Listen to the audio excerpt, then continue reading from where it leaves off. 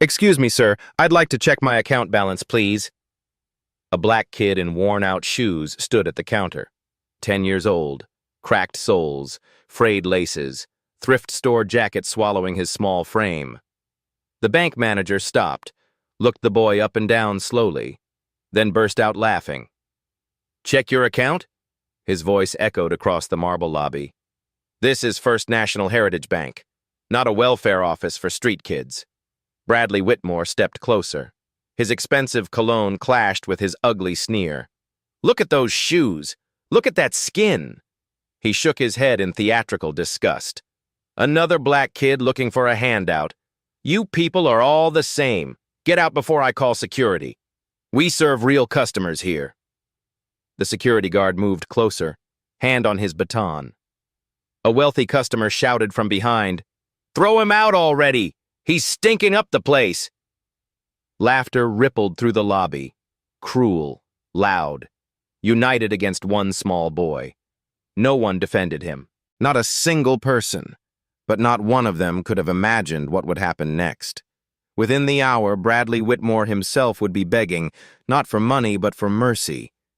Wesley Brooks didn't run. He didn't scream. He stood his ground, just like Grandma Eleanor taught him. "Sir, I have an account here." His voice trembled but didn't break. "My grandmother opened it for me. She passed away 2 months ago. She left me this." He held up a brown envelope. Inside were the documents, the bank card, the letter Grandma wrote him before she died. Bradley Whitmore rolled his eyes dramatically. "Your grandmother?" He looked around at the watching customers, playing to his audience. "Let me guess.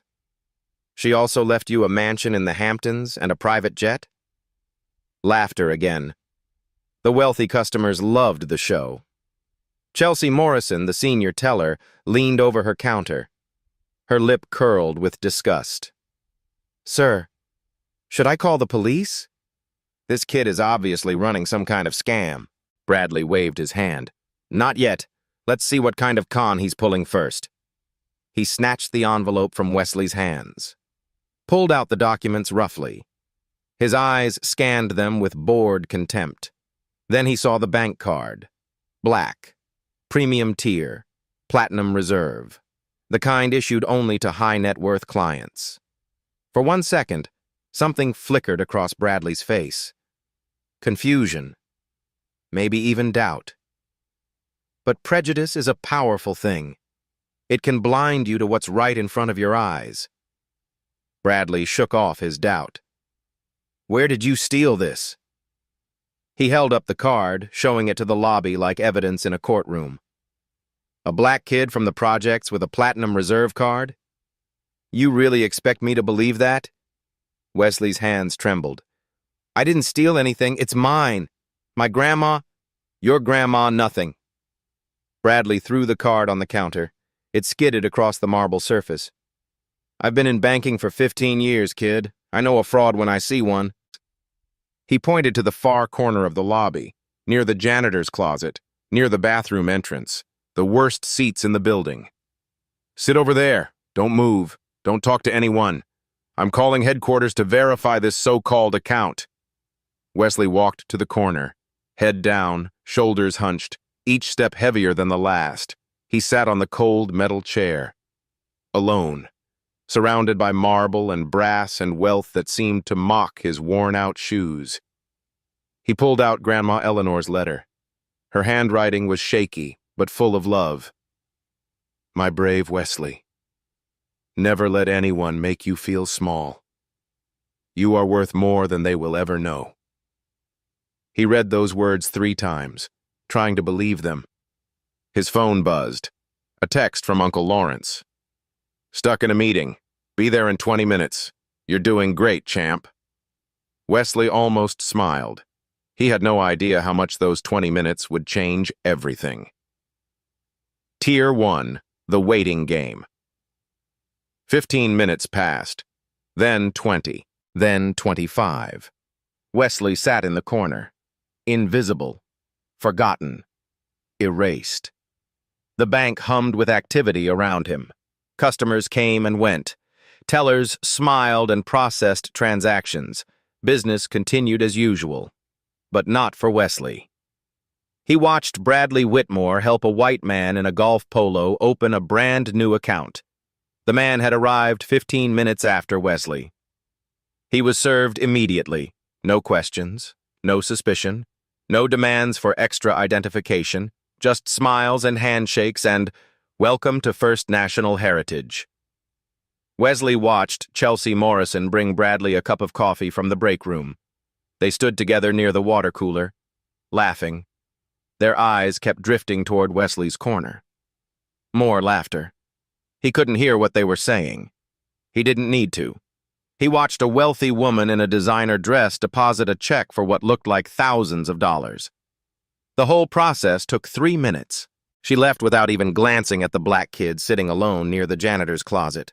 An older woman named Diane Campbell finished her transaction at the main counter. She was different from the others. She glanced at Wesley. Her face tightened with something that looked like discomfort, maybe guilt. For one moment, Wesley thought she might come over, might ask if he was okay, might be the one person in this entire building who showed some basic human kindness. But she didn't. She just clutched her designer purse a little tighter and walked toward the exit. Her heels clicked against the marble, each click a small betrayal. Wesley pulled out Grandma Eleanor's letter again. The paper was already soft from being handled so many times. The edges were starting to fray, just like his nerves. "You are braver than you believe, stronger than you seem, and loved more than you know." Grandma used to read him that quote every night before bed. She said a famous author wrote it. "Winnie the Pooh," she told him with a wink. "Even bears know wisdom." He didn't remember the author. He just remembered her voice, warm like honey, safe like a fortress, gone like smoke. His phone buzzed again. Uncle Lawrence. "Meeting running long, 15 more minutes. Stay strong, champ." Wesley typed back with shaking fingers. Okay. He didn't mention the laughter, the insults, the way Bradley looked at him like he was trash that needed to be disposed of. He didn't want to worry Uncle Lawrence. 30 minutes now, still waiting, still invisible. A security guard named Jerome Davis stood near the entrance. He was black, like Wesley, mid-50s, tired eyes that had seen too much, gray creeping into his close-cropped hair. Jerome had witnessed everything, the insults, the laughter, the way Bradley humiliated the boy in front of everyone. He wanted to speak up. God, he really did. But he had a mortgage, 2 kids in college, 11 years at this bank building toward a pension. Silence meant employment. Employment meant survival. Survival meant his family didn't end up on the street. Jerome looked away, hated himself for it, looked away anyway. Tier 2, the interrogation. Finally, after 32 minutes, Bradley called Wesley over. Not to the main counter where normal customers were served, to a small desk in the back corner, away from the pleasant banking areas, away from the comfortable chairs and complimentary coffee, visible to everyone, but isolated, like an animal in a zoo exhibit. Wesley sat down in the hard plastic chair, placed his grandmother's documents on the desk carefully. Bradley didn't touch them, didn't even look at them. "Let's try this again." His voice was cold, clinical, the voice of a man performing for the security cameras. "You claim you have an account at this bank. You claim your grandmother left you money. But you have no proper ID, no guardian present, no proof of address. And frankly, kid, you don't look like someone who belongs in an institution like this." Wesley's throat tightened. "I have my school ID, and my grandma's letter, and the bank card with my name on it." Bradley picked up the school ID with 2 fingers, like it might be contaminated. "Lincoln Elementary School, 5th grade." He tossed it back on the desk. It slid toward Wesley, almost falling off the edge. "This proves absolutely nothing. Any kid can get a school ID. Doesn't mean you have money in our bank." "But the card? Where are your parents?" The question hit Wesley like a physical blow. His father had left before he was born. His mother had died when he was 3. Car accident. He didn't even remember her face except from photographs. I live with my uncle. His voice came out small, wounded. And where is this mysterious uncle? He's coming. He's in a meeting. An important meeting. Bradley leaned back in his expensive leather chair, crossed his arms over his expensive silk tie. A meeting, of course. How convenient. His smirk was ugly. Let me guess. He's the CEO of some Fortune 500 company? That's why a 10-year-old black kid in raggedy shoes has a platinum reserve card? Because his uncle is so rich and important? Before Wesley could respond, Chelsea appeared beside Bradley. She bent down and whispered something in his ear. They both looked at Wesley.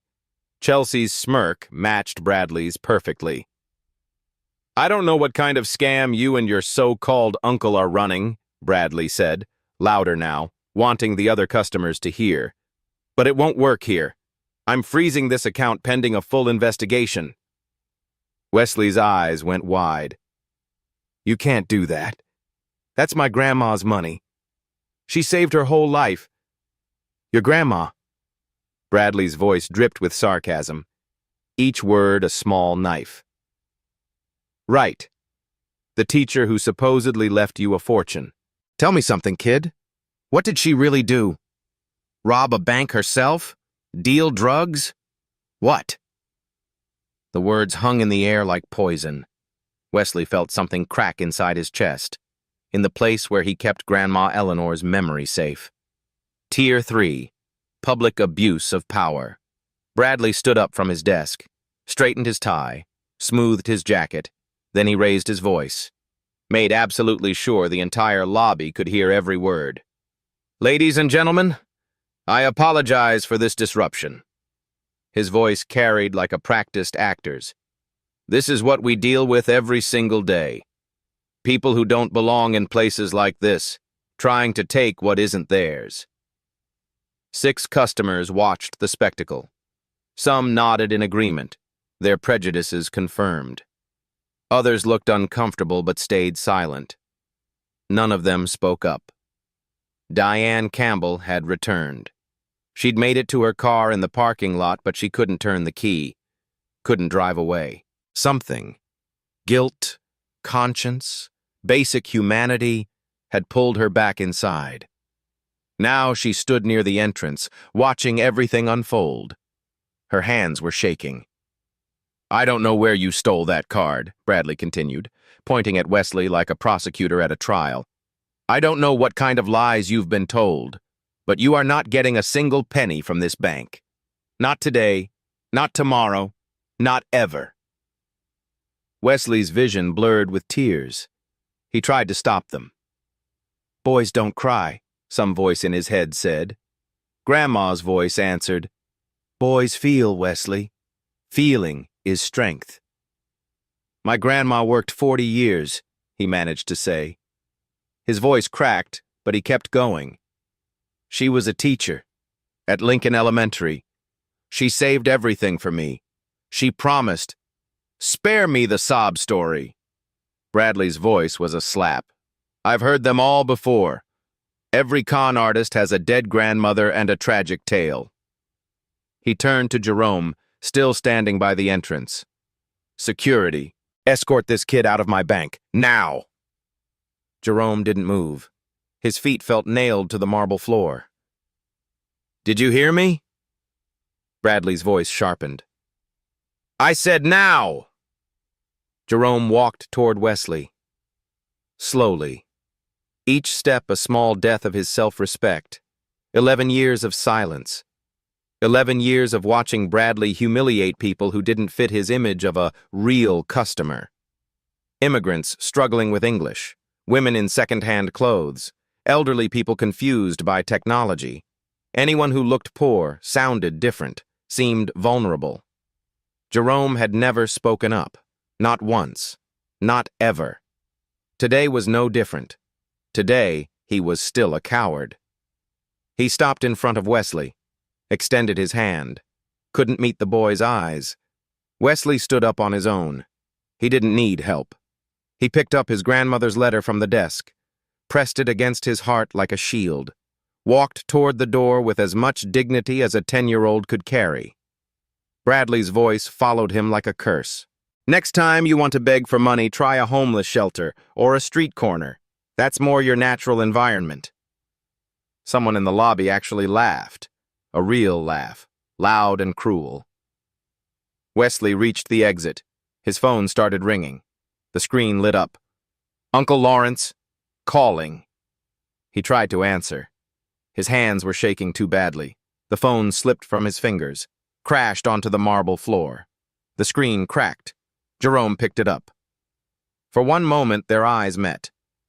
In that moment, Wesley saw something he didn't expect. Shame. Bone-deep, soul-crushing shame. Jerome was drowning in it. But shame wasn't enough. Words were needed. Action was needed. Jerome handed back the phone. Said nothing. Let the boy walk out alone. Wesley pushed through the automatic doors. They closed behind him with a soft whoosh. Inside the bank, Bradley straightened his tie again. Smiled at Chelsea.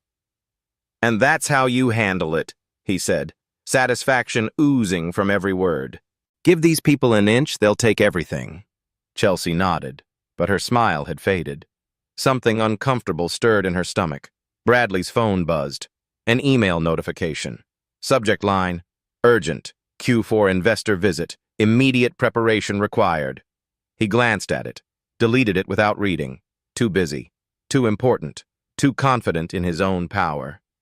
He should have read that email. He really, really should have. Outside, the November wind bit through Wesley's thin jacket. He sat on a stone bench in the parking lot, drew his knees up to his chest, made himself as small as possible. The brown envelope with Grandma Eleanor's documents sat beside him, the cracked phone in his lap. The letter clutched in his fist, getting more wrinkled by the minute. He looked down at his shoes, the ones Bradley had mocked, the ones everyone had laughed at. Grandma Eleanor had bought them at a thrift store last spring. $2. Wesley had been embarrassed at first. Other kids at school had Nikes and Jordans. Shoes don't make the man, baby, Grandma had said, kneeling down to tie the laces for him. Character does. And you have more character in your little finger than most people have in their whole bodies. She had worn her own shoes until they fell apart, fixed them with tape and glue until they couldn't be fixed anymore. Wesley now understood why. Every dollar she didn't spend on herself was a dollar she saved for him. Tears fell onto the cracked phone screen. He didn't bother wiping them away. He tried calling Uncle Lawrence, straight to voicemail. He sent a text, typing through tears. Uncle Lawrence, they kicked me out. They said I stole Grandma's card. They called me a thief. Then he waited. 1 minute, 3 minutes, 5 minutes. No response. The meeting must still be going. Uncle Lawrence always put his phone on silent during important meetings. He said it was professional courtesy. Wesley had no one to call, no one to help, no one coming to save him. A woman walked by. Business suit, designer bag, perfect makeup. She saw the crying black boy on the bench, the one who'd just been thrown out of the bank. She'd seen the whole thing through the window. She kept walking. A man jogged past with his golden retriever. The dog wanted to stop and sniff Wesley. The man yanked the leash, hurried on. Cars pulled in and out of the parking lot. People entered the bank. People left the bank. Nobody stopped. Nobody asked if he was okay. Wesley was invisible. Just like inside. Just like always. He unfolded Grandma Eleanor's letter one more time. The paper was damp now, spotted with tears. My brave Wesley, the world will sometimes be cruel. People will judge you by your shoes, your clothes, the color of your skin. They will try to make you feel worthless. But you are not worthless. You are my greatest treasure. Everything I have saved, everything I have worked for, it's all yours now. Use it to fly high. Use it to prove them all wrong. And remember, dignity is not given. It is carried. Carry yours with pride, baby. Always. All my love. Forever and ever. Grandma Eleanor. She had promised him. Sitting in her little kitchen, eating chocolate chip pancakes, she had promised. One day, you'll walk into that bank and they'll treat you like a king, Wesley. They'll call you sir and shake your hand. You'll see. Today, they had called him a beggar, a thief, a con artist. Today, they had thrown him out like garbage. Grandma Eleanor, wherever she was, must be heartbroken. Inside the bank, the silence of complicity. Diane Campbell stood near the entrance, frozen. She had come back, driven by guilt, pulled by conscience. She had watched the whole scene through the glass doors, watched the boy sit on the bench, watched him cry alone, watched people walk past without stopping. She should go out there, sit with him, tell him it would be okay. But what would she say? What could she possibly say?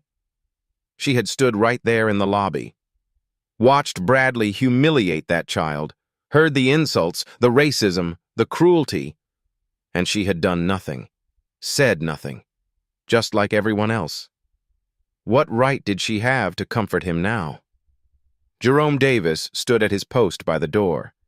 His eyes kept drifting to the parking lot, to the small figure on the bench. His chest felt tight. His hands wouldn't stop clenching. 11 years ago, Jerome had been that boy. Different bank, different city, same humiliation. A white manager had refused to cash his paycheck. Need extra verification for people like you. A security guard had followed him around a store. Just doing my job, sir. A realtor had suddenly found that an apartment was no longer available after seeing his face. 1,000 small cuts over a lifetime. Some not so small. And now? Now Jerome was the one in the uniform, the one following orders, the one enabling the cruelty. His younger self would be disgusted. He moved toward the door. Maybe he could just... Jerome! Bradley's voice cut through like a whip. Stop daydreaming. There's a delivery at the back entrance. Handle it. Jerome hesitated. 1 second, 2 seconds. Then he turned and walked toward the back. The moment passed. Outside, Wesley was still alone, but not for much longer. A black Mercedes S-Class turned into the parking lot. Sleek, silent, expensive. It stopped near the entrance. The door opened, and everything was about to change. Lawrence Brooks stepped out of the Mercedes. 6'2", silver gray suit that cost more than Bradley Whitmore's monthly salary. Silver at the temples. An aura of quiet authority that made people instinctively straighten their posture. He spotted Wesley immediately. His nephew. His late sister's only child. The last living piece of his mother Eleanor remaining in this world. Sitting on a cold bench, crying, clutching a crumpled letter. Completely alone. Lawrence's jaw tightened. A muscle twitched beneath his eye. The only visible sign of the fury building inside him. He walked to the bench, knelt down so he was at Wesley's eye level. Hey, champ. His voice was gentle, a stark contrast to everything Wesley had heard in the past hour. I'm here now. Wesley looked up. His face crumpled completely. Uncle Lawrence. He threw himself into his uncle's arms, sobbed against his expensive shoulder, tears and snot staining the silk-wool blend. Lawrence didn't care about the suit. Didn't even notice. He held his nephew tight. Didn't rush him, didn't ask questions. Just let the boy cry until the shaking stopped. Tell me what happened. Wesley told him everything.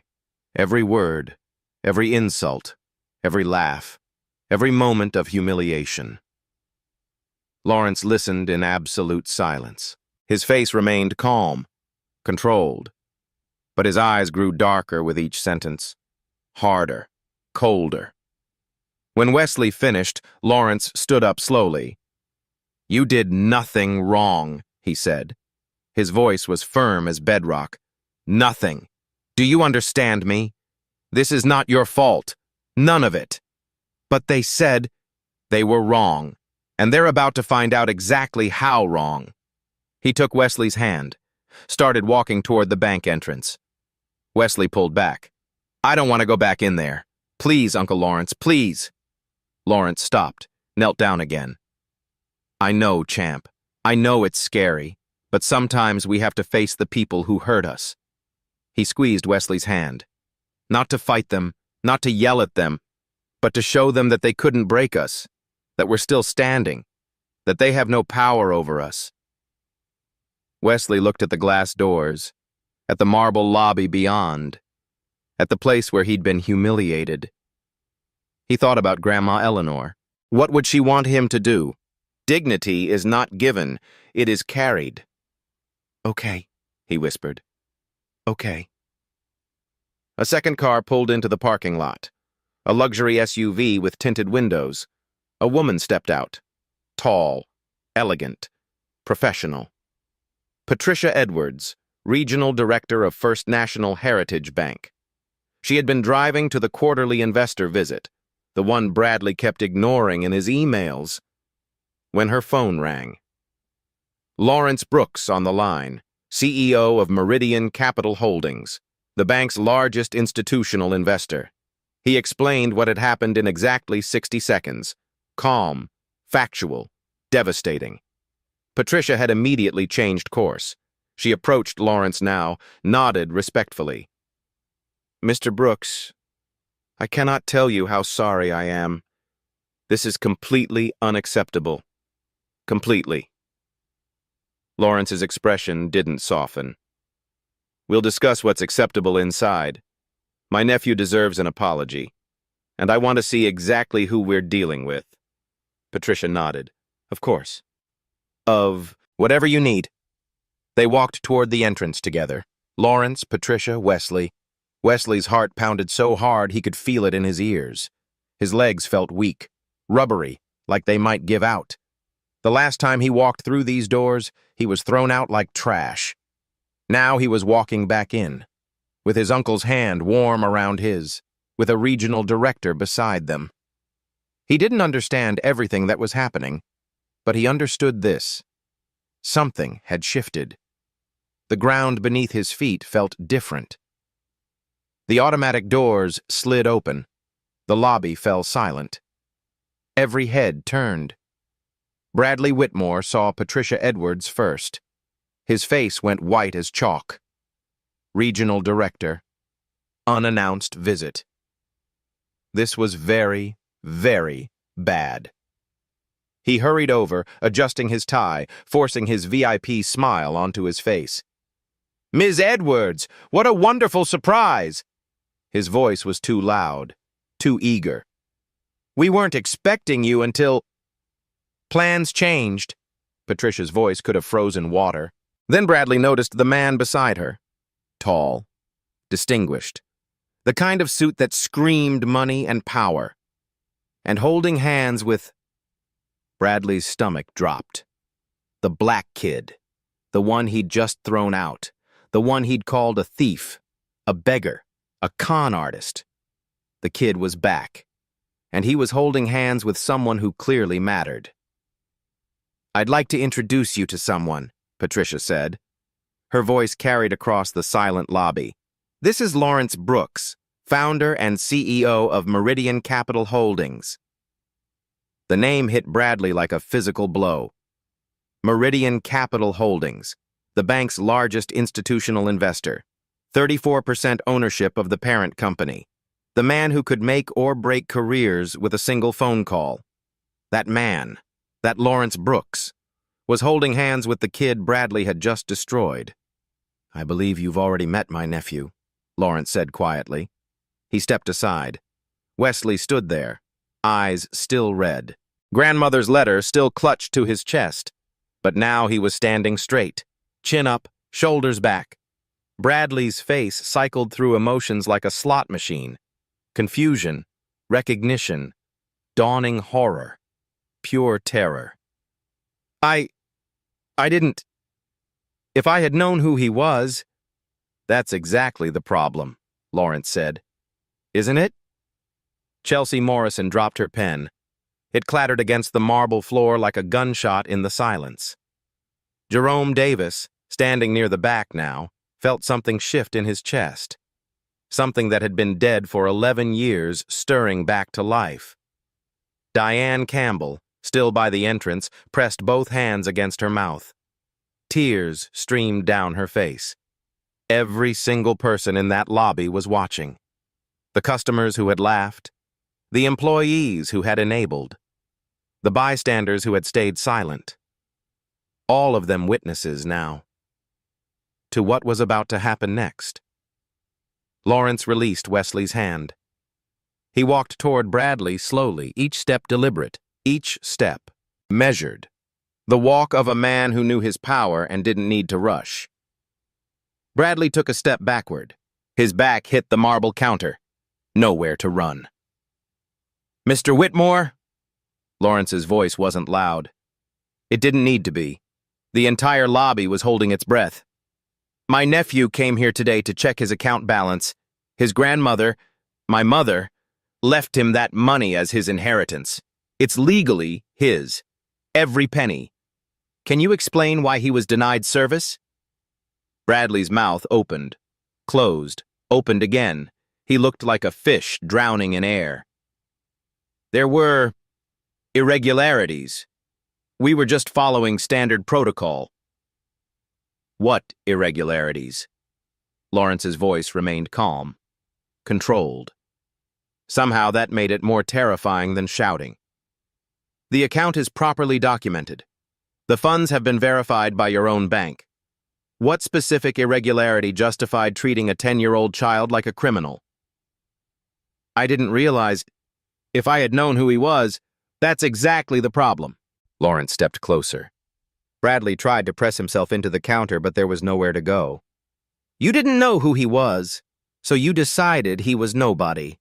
You saw a black kid in worn-out shoes and you made a judgment.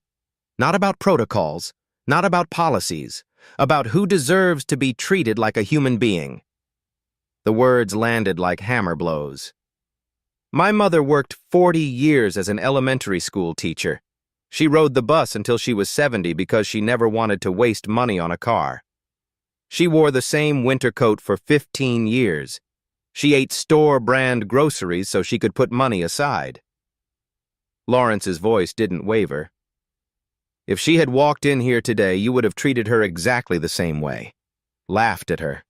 Humiliated her. Thrown her out. Bradley said nothing. There was nothing to say. She would have deserved better. Just like Wesley. Just like every single person who walks through those doors. Lawrence turned to Patricia.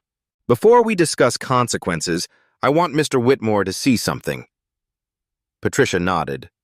Lawrence walked to the main counter. Wesley followed, still holding his hand. Chelsea stood behind her computer, frozen. Her face was the color of old paper. Pull up my nephew's account, Lawrence said. It wasn't a request. Chelsea looked at Patricia. Patricia nodded once. Trembling fingers typed. The screen loaded slowly.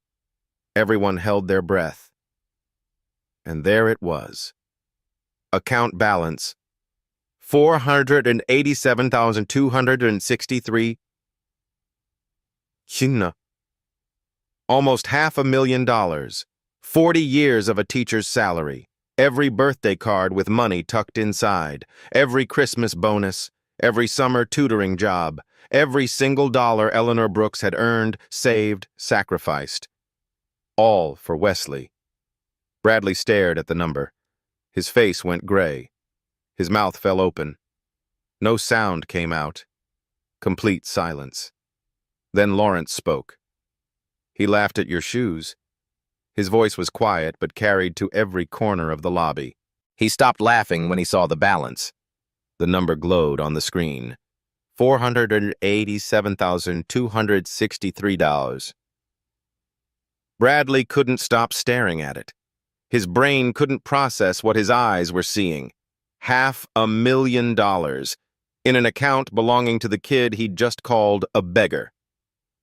That, Lawrence said, pointing at the screen, is the money my mother saved over 40 years. She rode buses in the rain so Wesley could go to college someday. She wore second-hand clothes so Wesley could have a future. She ate rice and beans for dinner so Wesley would never go hungry. He paused. Let the words sink in. And you almost took that away from him. Because of his shoes. Bradley finally found his voice. It came out cracked and desperate. I didn't know. If I had known there was that much money, and that's the real problem. Lawrence's voice went cold, sharp as a blade. You would have treated him differently if you knew he had money. Your respect comes with a price tag, but human dignity doesn't. He looked at the number one more time, then at Wesley. My mother always said something to me. A person who treats the waiter differently than the CEO has no character at all. Today you showed your character, Mr. Whitmore. The whole lobby saw it. Bradley had nothing to say, because Lawrence was right, and everyone knew it. Patricia Edwards stepped forward. Her heels clicked against the marble like a countdown. Bradley, my office. Now. Bradley didn't move. Couldn't move. His legs had turned to concrete. Bradley! He blinked, looked at Patricia, then at Lawrence, then at Wesley, the boy he had mocked, insulted, humiliated, thrown out, the boy whose grandmother had trusted him with everything she'd ever earned. Bradley's career flashed before his eyes. 15 years, building relationships, climbing the ladder, corner office, company car, all of it crumbling like sand. I can explain, he whispered. You'll have that opportunity. Patricia's voice was ice and iron. In private. Now. She turned and walked toward the back offices. Bradley followed on unsteady legs. Lawrence watched them go. Then he knelt beside Wesley. You okay, champ? Wesley nodded slowly. His eyes were still fixed on the screen. Grandma saved all that for me? Every single penny. She started the account the day you were born. Added to it every month. Never missed once, even when times were hard. But she never had nice things. Her apartment was so small because she was giving everything to you. Lawrence's voice was soft. That's what love looks like sometimes, Wesley. Sacrifice. Putting someone else's future ahead of your own comfort. Wesley thought about all the times Grandma Eleanor had said no to things for herself. The winter coat with the broken zipper. The ancient television that took 5 minutes to warm up.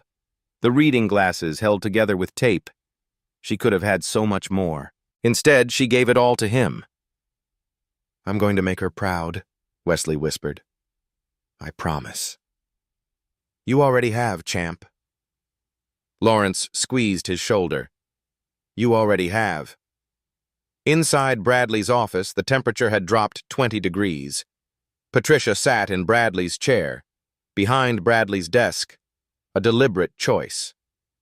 Lawrence stood by the window, arms crossed, a silent witness. Bradley sat in the visitor's chair, the cheap one, the one where customers sat when they came to beg for loans. I've already reviewed the security footage, Patricia said. She turned her laptop around, pressed play. Bradley watched himself laugh at Wesley, call him a beggar, threaten to call security, announce to the entire lobby that black kids don't belong in real banks. His own voice, his own words, his own cruelty, recorded forever. You violated 3 company policies. Patricia's voice was clinical, methodical. Discrimination based on race and appearance, denial of service without legitimate cause, and falsification of official records. Bradley's head jerked up. Falsification? Patricia pulled up a document. You filed an incident report 23 minutes ago. It states that Wesley Brooks was aggressive, threatening, and refused to provide proper identification when asked. She looked at him. The security footage shows a polite 10-year-old boy asking to check his account. It shows you laughing at him, insulting his race, and having him physically removed from the premises. I was protecting the bank's interests. You were protecting your prejudices. Patricia closed the laptop. There's a significant difference. She stood, walked around the desk, stood over Bradley like a judge about to deliver sentence. Effective immediately, you are suspended without pay. Your Q4 bonus, all $35,000, is forfeit. A full HR investigation will begin tomorrow morning. If it confirms discriminatory intent, and based on this footage it will, termination for cause will follow. Bradley's face crumbled like wet paper. 15 years. I gave this bank 15 years. And in 15 years you should have learned that every customer deserves basic respect. Patricia opened the door. Security will escort you to collect your personal belongings. Your access credentials have already been revoked. Bradley stood. His legs barely supported him. He looked at Lawrence one last time, searching for mercy, finding none. If he wasn't your nephew— You're right. Lawrence's voice was quiet, devastating. If he wasn't my nephew, he would have walked out with nothing, filed a complaint that would have been ignored, maybe called a lawyer who would have told him it wasn't worth pursuing. That's exactly the problem, Mr. Whitmore. He shouldn't need me to be treated like a human being. No one should. Bradley had no response. He walked out of his own office, past his own employees, through his own lobby. For the last time. Chelsea Morrison was next. She sat in the same meeting room where she'd whispered about Wesley, smirked at his humiliation, enabled Bradley's cruelty. Now she was in the hot seat. You didn't start this, Patricia said, but you participated in it. You reinforced Mr. Whitmore's behavior. You failed to intervene when a child was being abused. Chelsea's mascara ran down her cheeks in black rivers. I knew it was wrong, her voice cracked. I didn't want to make trouble. I didn't want to be the one who— Silence is not neutral, Ms. Morrison. Silence is a choice, and it has consequences. Patricia outlined the disciplinary measures: formal reprimand, mandatory training, permanent note in her file, 0 tolerance for any future incidents. Chelsea nodded through her tears, accepted everything. She had learned something today. The lesson had cost her dignity, but at least she still had a job. Jerome Davis stood by the entrance after his meeting with Lawrence. Not a formal meeting. Just two men talking. You picked up his phone when he dropped it, Lawrence said. You handed it back to him. It wasn't enough. No, it wasn't. Lawrence didn't soften the truth. But it was something. A small kindness in a moment when he had none. I should have done more. I should have said something. I should have— You should have— Yes. Lawrence looked at him steadily. The question is, what will you do next time? Jerome thought about his mortgage, his kids, his pension. Then he thought about Wesley, 10 years old, crying on a bench, completely alone. Next time I speak up, he said, no matter what. Lawrence nodded, extended his hand. Jerome shook it. It wasn't absolution. It wasn't forgiveness. It was a promise. To himself, to Wesley, to every person he might be able to help in the future. A promise he intended to keep. Diane Campbell had been waiting. Through all the meetings, all the drama, all the reckoning. She was still there when Wesley and Lawrence walked toward the exit. Wait! Her voice came out strangled. Please! They stopped. Diane approached slowly. Her eyes were red. Her hands were shaking. I'm so sorry. The words tumbled out. I was there. I saw everything. I should have said something. I should have defended you. But I stood there. Like a coward. Wesley looked at her.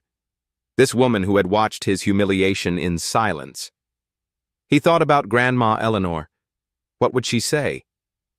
Forgiveness isn't about them, baby. It's about setting yourself free. You came back, Wesley said quietly. That matters. Diane's tears fell faster. I'm filing a complaint. A formal one. As a witness. Everything I saw. Everything they said.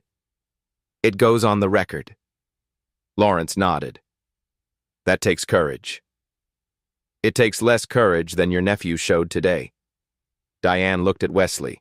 He stood there and took everything they threw at him. He didn't run, he didn't scream, he just endured with dignity. I don't know if I could have done that. Wesley didn't know what to say, so he said the only thing that felt true. Thank you for coming back. Diane nodded, wiped her eyes, walked to customer service to file her complaint. One small act of courage. It was a start. The news spread through the bank like wildfire. By closing time, everyone knew. Bradley Whitmore, 15-year veteran, branch manager, terminated for cause. The official reason? Violation of company policies regarding customer service and professional conduct. The real reason spread through whispers and texts. He mocked a black kid, called him a beggar, threw him out. Turns out the kid's uncle owns a third of the bank. By the next morning, it was regional news. By the following week, national. Not the details. Those were kept private to protect Wesley. But the story got out. Bank manager fired for discriminating against a child. Major investor involved. Complete corporate accountability. People talked about it, argued about it, shared their own stories. It became a moment. Bradley Whitmore's termination was finalized within 72 hours. No severance, no recommendation letter, no pension benefits beyond what was legally required. 15 years of work, gone in 15 minutes. He applied to other banks. Word had spread. No one would hire him. He ended up managing a check cashing store in a strip mall 3 towns over, helping the same kinds of people he used to mock. Some called it karma. Others called it justice. Bradley called it nothing. He didn't have the words. Chelsea Morrison kept her job. Barely. She completed every training module, showed up early, stayed late, never smirked at another customer again. 6 months later, she transferred to a different branch, needed a fresh start. 6 months after that, she quit banking entirely, went back to school, became a social worker.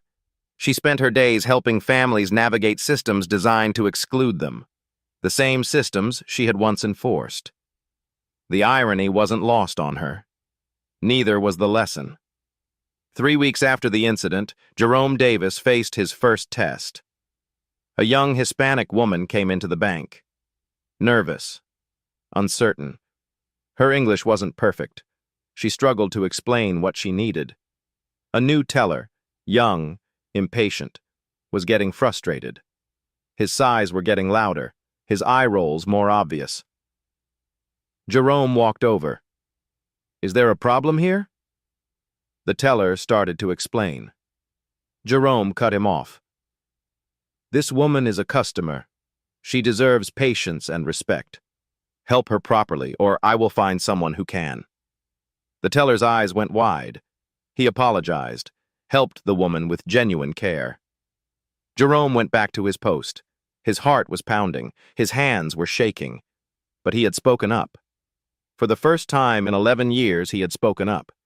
It felt like breathing after being underwater for too long. Patricia Edwards didn't stop with Bradley. Within 3 months, she implemented sweeping changes across the entire region. Mandatory bias training, every employee, every quarter, no exceptions. New customer service protocols, every inquiry handled within 15 minutes, regardless of appearance. Mystery shoppers hired to test compliance, an anonymous reporting hotline. For customers and staff alike, zero tolerance for discrimination. A small plaque mounted at every entrance. Every customer deserves respect. First National Heritage Bank. It wasn't revolutionary. It wouldn't fix centuries of systemic racism overnight, but it was a start, a real one. Patricia made one more change, a personal one. She called Lawrence Brooks directly. "I want to do more than just discipline bad behavior," she said. "I want to honor your mother's legacy. What would that look like?" Lawrence thought about it. Talked to Wesley. Talked to his memories of Eleanor. A week later, they announced it. Named after Wesley's grandmother. Funded by the bank. Administered by a community foundation. Every year, 2 scholarships awarded. Full tuition, books, living expenses. Recipients, students from underserved communities pursuing degrees in education. Teachers teaching future teachers. Eleanor Brooks's legacy multiplied. The first recipients would be announced the following fall. The selection committee would include community leaders, educators, and one very special advisor. Wesley Brooks. 10 years old, already changing the world. When Lawrence told him about the scholarship, Wesley was quiet for a long time. "They named it after Grandma?" "They did. So her dream keeps living. So she keeps helping kids, even though she's gone." Wesley looked at the framed photo on his dresser. Grandma Eleanor, smiling, wearing her old coat and her old shoes. "She would have cried," Wesley said. "Happy tears." "Yeah," Lawrence's voice was thick. "She would have." Wesley walked to his closet, pulled out his worn-out sneakers, the ones Bradley had laughed at. He placed them on his shelf, next to the photo. He would never throw them away. Never. The video surfaced 3 weeks after the incident. Not from the bank's security cameras. Those were sealed. From a customer's phone, the young professional who had been filming that day. He'd meant to post it for laughs. Drama at the bank. Easy engagement. Quick views. But then he'd watched what happened after. Watched Lawrence arrive. Watched Bradley crumble. Watched justice unfold in real time. And he felt something unexpected. Shame. He had stood there, filming, laughing, entertained by a child's humiliation. What kind of person did that make him? He deleted the original video. But guilt lingered, festered, wouldn't let him sleep. 3 weeks later, he posted something different. His own face, his own confession. "I was there that day. I watched a bank manager humiliate a 10-year-old black boy for wearing old shoes. I watched. I laughed. I filmed it like it was entertainment. I was wrong. I was part of the problem. That kid showed more courage than anyone in that lobby, including me, especially me. So if you ever see something like this happening, don't watch. Don't film. Don't laugh. Speak up. Because silence makes you complicit. I learned that the hard way. Don't be like me." The video went viral. 3 million views in 5 days. Comments flooded in. People sharing their own stories, their own shame, their own promises to do better.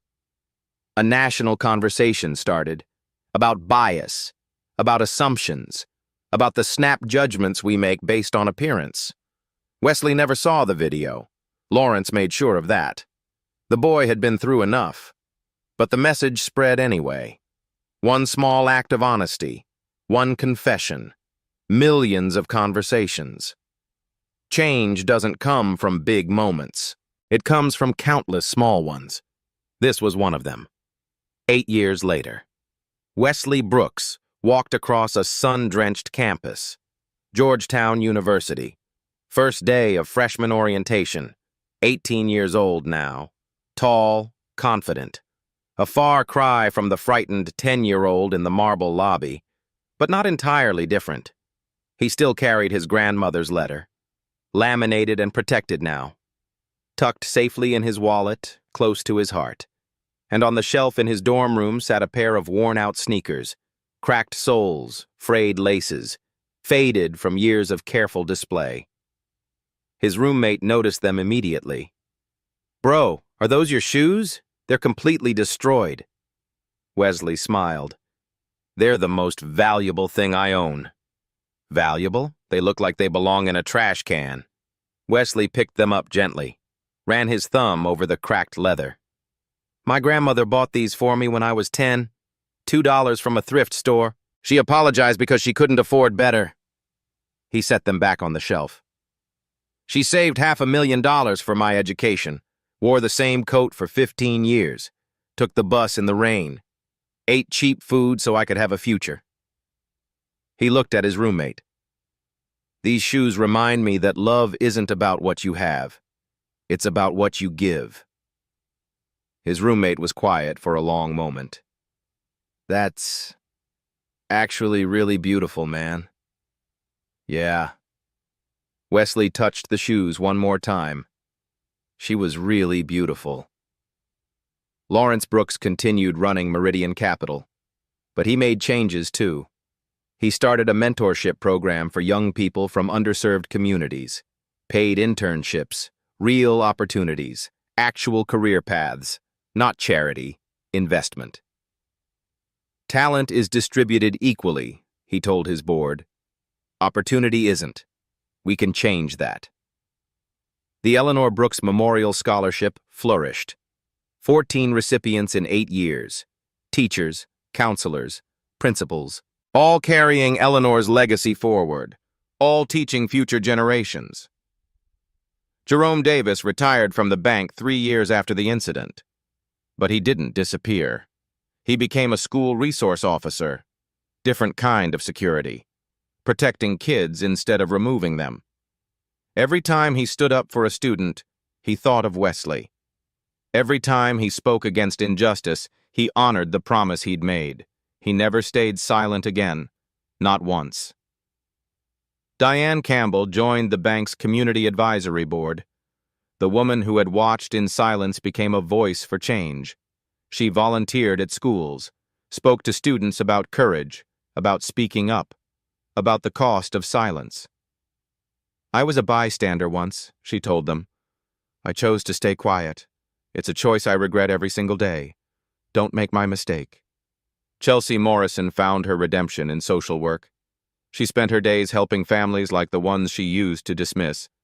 She never forgot Wesley. Never forgot how close she had come to being exactly like Bradley. She was different now. Not perfect, but genuinely different. Bradley Whitmore. Nobody really knew what happened to Bradley. Some said he moved to another state, started over, changed his name. Some said he never recovered, drank himself into obscurity. Some said he finally understood what he'd done, spent his days volunteering at shelters, trying to make amends. Nobody knew for sure. Maybe that was its own kind of justice. Wesley stood at his dorm window as the sun set over Georgetown. Tomorrow, classes would start.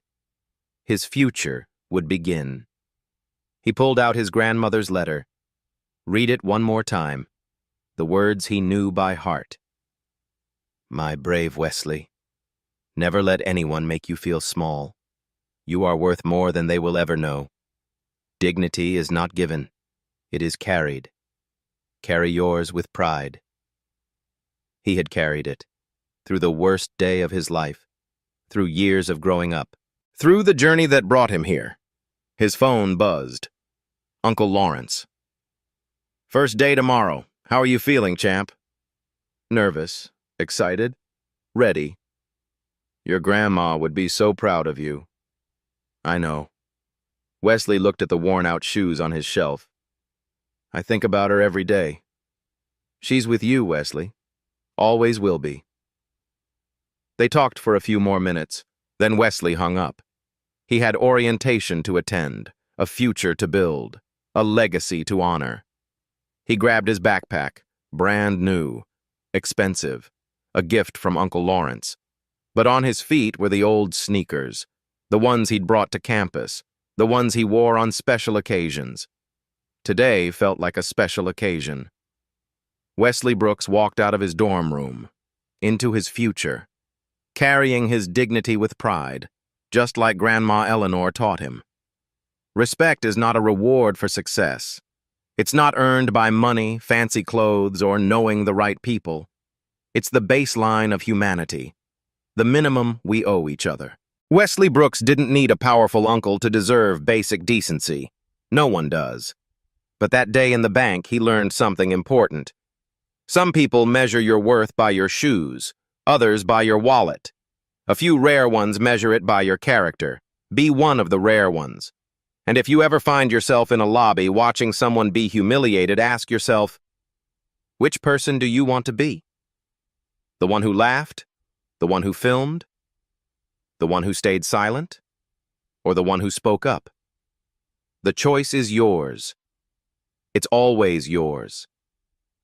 Dignity is not given. It is carried.